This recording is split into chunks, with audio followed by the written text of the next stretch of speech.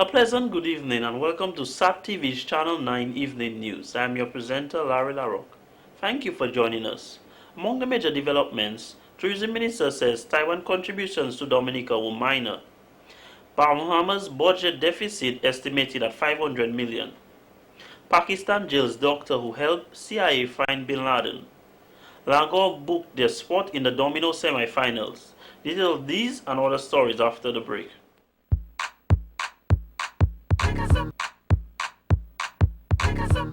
Feel the power surging. Watch how them doors them open. Lean back, feel the magical work of Appleton.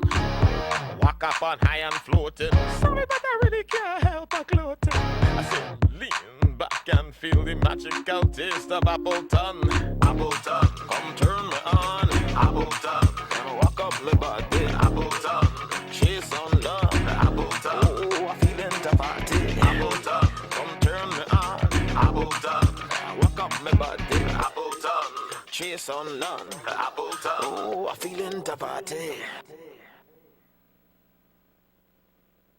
Two persons were rushed to the Princess Margaret Hospital, PMH, following a serious vehicular accident on the Canefield Highway just after 4 p.m. on Wednesday, May 23rd. The accident, which caused a long backlog of traffic, involved a Mitsubishi Challenger SUV, a Toyota Hilux van, and a Mitsubishi L200 van. Both vans were extensively damaged as a result of the collision, which left the debris scattered on the highway. However, the SUV's damage was not as serious. Further information on the incident is scarce at this point, but SAT TV News will provide you with an update as soon as more information becomes available.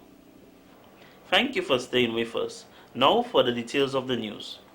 Ambassador Charles Maynard, former public servant, businessman, politician, parliamentarian and diplomat who served as a minister on the Freedom Party government and under the Labour Party as an ambassador at CARICOM and OECS level, was given a state funeral on Tuesday, May 22nd.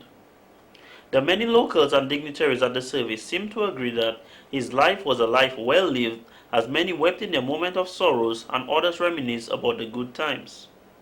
Bishop Gabriel Mazes says that Mr. Maynard was highly respected to the point where the public referred to him as the Pope. In addition, he says that it is rather impossible that Mr. Maynard will be forgotten. Mr. Maynard took on task with zeal of a crusader. Those who worked with him closely could relate, as he would call them early in the morning to discuss some idea that dawned on him the night before. Many said he always had a listening ear for everyone and guided those who sought his advice to discover their potential within themselves to grasp the possibilities for self-advancement available to them rather than to sit and complain. In addition, Mr. Maynard did not hesitate to respond to requests or share his wide knowledge on matters of faith. Whether the call came from Capuchin or the Carib territory, he would be eager to move. Among the dignitaries who turned up at the St. Alphonsus Church in the capital on Tuesday afternoon's official farewell to the ambassador was CARICOM Secretary General Dominican-born Mr. Erwin LaRocque. Ambassador Maynard died on May 8, 2012. He had been ailing for a number of months, having fallen ill at a diaspora consultation held by Prime Minister Roosevelt Skerrit and his cabinet at the Fort Young Hotel in Roseville late last year. 2012 winner of the Whistle Like a Bird contest, Miss Christine Nook, says that we need to pay more attention to conserving the forest and as a result stop cutting down trees. I would like to say that it's really very, very wonderful to live within and under a forest. I know people think you have to clear trees or they won't fall on your house, but the trees don't fall on the house. Trees need to exist. We need to keep our forest. Even when we have forested areas and you can live within a forest, and it is very, very nice to see the crabs and the cues and hear these birds and feel the raindrops falling and the wind whistling in the trees. It's a wonderful experience, and the smells of the flowering herbs and flowers, it's really a good experience. And everyone should come into the forest and get to know trees and get to know a particular tree, and then you could see the value of that and really get to know our forest here. Miss Christine Luke, who is a farmer in the Central Mountain Rainforest located in the Mount Trapito Heritage Site, says she got involved in the Whistle Like a Bird competition because of a love for nature, specifically birds. The winner said because of where she lives, she hears birds whistling all day, which is such a wonderful thing, and this was how she learned to whistle like a bird. It was very exciting to win in 2009. And I have to admit that one of the reasons I did is because Mr. Honoré, who's a very, very good whistler, wasn't there.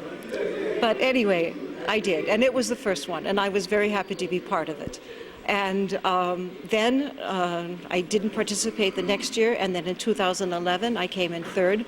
So this is the third time that I'm participating, and I really do enjoy it. Acting Forester One Officer Mr. Bertrand John Baptiste, who is responsible for the field work in the Roseau Range in the southwestern part of Dominica, says this is the 9th year that Dominica has participated in the Caribbean Endemic Bird Festival. The society responsible for conservation and the study of Caribbean birds is responsible for initiating this activity, where all of the Caribbean islands will have activities for the festival. Since we're doing a lot of activities with the schools, because we want to focus the attention on the school children who in turn will bring about the education aspect of conservation of birds in particular, since we're celebrating birds. Of course, endemics has to do with the species that are confined to a specific area. So, for example, the two parrots are what we refer to as our two true endemic birds. However, we have at least 20 species that we share with the region, what we refer to as regional endemic. So, it's more in a nutshell showcasing the endemic birds of Dominica and, of course, the Caribbean. Mr. Bertrand pointed out that although compared to last year, there was less competitors in this year's competition, the sport is growing and will be working towards getting more persons involved. We're getting a lot of ideas from it. People are suggesting that we should maybe have it on a sort of a level basis to get the school children. So we have one for the schools, one for the adults, and intermediate based on the age. We're getting a lot of ideas, but the committee, will determine how we will go ahead with it from next year. Mr. Bertrand went on to say that we all need to protect the environment for the future. So while you protect and conserve a bird does live in the air. A bird needs the home, and the home is the forest. So in conserving the forest, giving opportunity to have more birds. In having more birds, you have more flowers. In having more flowers, you have more fruits. So there's a benefit right there. So I think her idea of conserving the forest is really fantastic, and that's what forestry is advocating. The first runner-up was Mr. Marcus Benjamin of Virgin Lane Roseau, who received the prize, and Mr. Christopher Warrington of Warner also received a prize for his participation, along with the 2010 and 2011 winner, Mr. Honoré Jubino. Here are some highlights of the competition.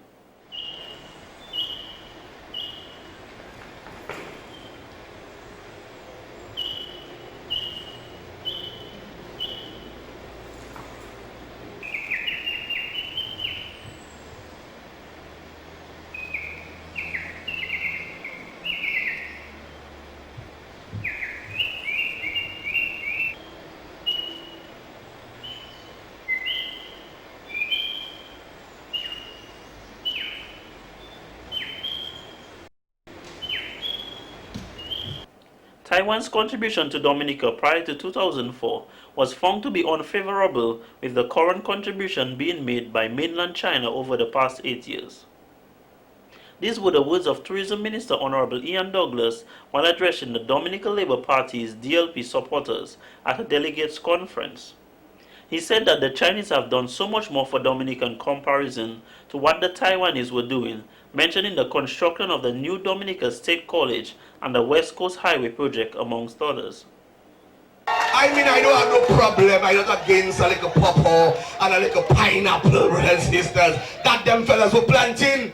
But we cannot compare that now to the stadium, to the highway, to the college that is being built, brothers and sisters. That is the vision, power of the vision and the foresight of the Honorable Roosevelt Skerry today, brothers and sisters. That is what we are talking about, brothers and sisters. Yes, we continue to move forward, brothers and sisters. Look at the night landing we have here now. Panama came here to play World Cup qualifying match the other day, and they landed a 747, Boeing 747 in our upgraded and expanded airport, brothers and sisters. Mr. Douglas said that relations with Beijing have been very fruitful, resulting in multi-million-dollar assistance to Dominica, which represents the vision of the Prime Minister Honorable Roosevelt Skerrit. He added that beside the critics, the persons who live in the communities along the West Coast are experiencing the benefits of the West Coast Road project, which was only possible through ties with China. Mr. Skerrit was instrumental in getting Dominica to sever diplomatic ties with Taiwan and open relations with the People's Republic of China. You can come to Dominica now, anytime, night or day, brothers and sisters. You don't have to sleep in Antigua. And that is important for our tourism. That is important for people to know that they can land here on the same day of their travels, brothers and sisters, and they can sleep in our hotels. That is what we are continuing to do for you, the people of Dominica, brothers and sisters. And we continue to move forward. In the test match the other day, there is a guy that follows the West Indies team all over the world. They call him the Pipe Man. He has gone to South Africa, he went to India, he goes to Pakistan, he goes all over the world. And you know what he had to say? He said that the National Stadium is as the best, is the best, and can be compared to any facility anywhere in the world, brothers and sisters. This statement came as the opposition United Workers' Party, UWP, continues to criticize Mr. Skerrit DLP administration for abandoning Taiwan 8 years ago to adopt a one China policy, which a lot of details of the agreement have not been disclosed. However, the government insists that the move was an inspirational one that has provided tremendous support to the continued development of Dominica. The UWP and other critics of the government continue to demand Mr. Skerrit as Prime Minister to publish the full Memorandum of Understanding MOU his government signed with the government of China, with the two countries becoming diplomatic allies in March 2004. Addressing the launching of the Seeds of Success SOS Christian Leadership Program, Sir Byron Alleyne held up Sister Alicia Tremory as a role model of Christian leadership. According to Sir Brian Alleyne, her Christian leadership development work touched the lives of almost every Dominican family. Her goal was accomplishing the task and building the strength of the team. Mother Alicia was a leader who served our Catholic community in the Diocese of Roseau from 1950 to 1988. Many of the outstanding tasks she accomplished are documented in the reports of the Social Center and by Kenneth Richards in his book People Who Help People. According to Mr. Richards, Mother Alicia played a pioneering and leading role in the establishment of the Social Center, the Social League, Dominica Building and Loan Association, St. Anne's Nursery, Riverside Apartments, Dominica Meat Producers Association, Newtown Fisheries Cooperative, Young Christian Workers, and for the most people a flagship project of the establishment was the credit union movement. Mother Alicia could not have accomplished these projects all by herself. With the help and guidance of the Holy Spirit, Mother Alicia nurtured a culture of Christian leadership development among God's people. In her own words, and I quote, "In the early 50s, we were working with leaders and members of the Social League of Catholic Women.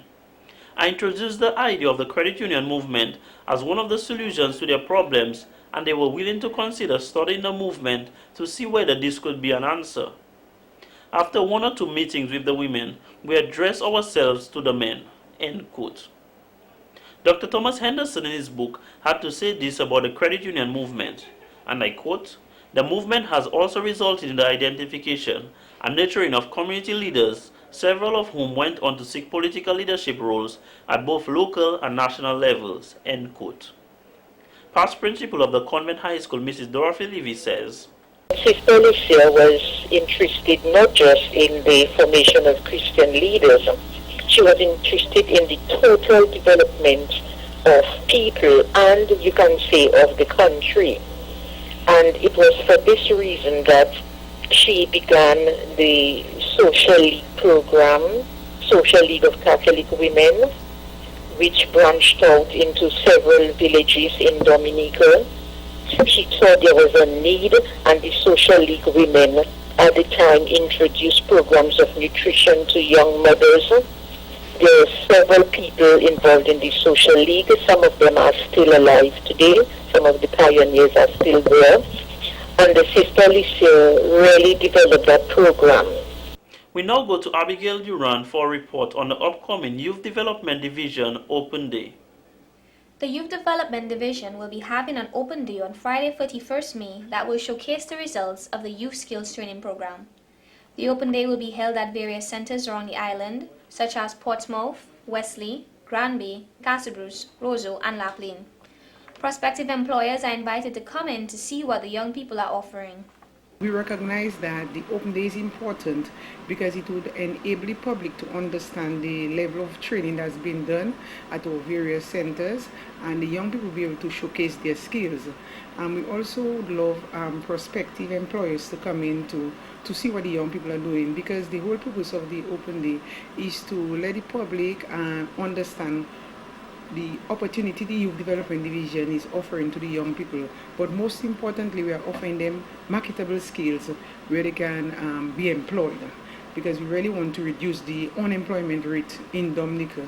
So by affording them the opportunity to come in, they will see what the young people are doing. Some of the programs offered in the Youth Training Skills Program include computer literacy, sewing and hospitality, and an electronics module.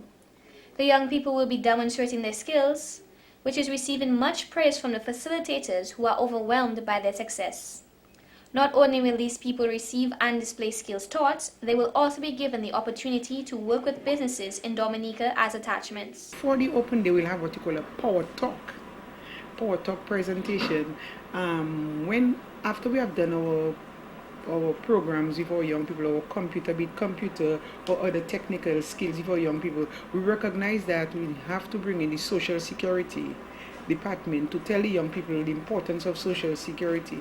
We also have to bring the environmental department so that the people can understand the do's and don'ts of certain work. When you're involved in electronics, you need to be mindful as to what you should do to safeguard your health. And we recognize that the environmental department is best suited to talk to young people about that. The Youth Development Division is proud to announce the success of these programs that present young people with a well-rounded, wholesome experience that will prepare them for the job market. We try to nurture our young people to advance themselves. We give them a skill, and in addition to that, we don't only give them the skills, we also do social skills with them, where they will do things like effective communication, self-esteem, boosting their self-esteem, the importance of attitude, a good attitude. If your attitude is atrocious, no one wants you. So we recognize that the social related skills is very, very important. So we do the social related skills with them. We also do business etiquette. One has to know when you enter an office what you should do and what you should not do, how you should receive the customer, how you should receive the client, how you should operate in an office. So we have persons who are well trained to do the business etiquette with them. The one day will wrap up the Youth Training Skills program for the past year and commence once again in September 2012. This has been the local segment of the news. Coming up next, regional highlights.